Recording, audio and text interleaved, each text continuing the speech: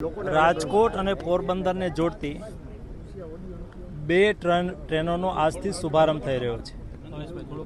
એટલે કે રાજકોટ અને પોરબંદર વચ્ચે બે ટ્રેનો નિયમિત દોડવાથી મુસાફરો માટે રાહત થશે, કાયમી અપડાઉન કરતા મુસાફરો માટે સુવિધા થશે, લાંબા અંતરની ટ્રેનને કનેક્ટિવિટી માટે અનુકૂળ થશે.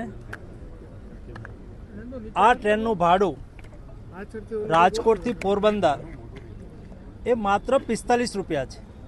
સામાન્યતઃ પોરબંદરથી રાજકોટ આવવા માટે 300 રૂપિયા લક્ઝરી બસમાં ભાડું થતું હોય છે. તો ભાડામાં પણ રાહત થશે અને હાઈવે પર ટ્રાફિકની સમસ્યાઓનો પણ રેલવે સુવિધા વધવાથી રોડ ઉપરનું કન્જેશન ઘટશે, એટલે મુસાફરોને પણ રાહત અને સુવિધા થશે. આ ટ્રેન માટે થઈને હું ભારત સરકારના રેલવે મંત્રી શ્રી અશ્વિનીજીને અભિનંદન પાઠવું છું અને માનનીય વડાપ્રધાનનો આભાર માનું છું.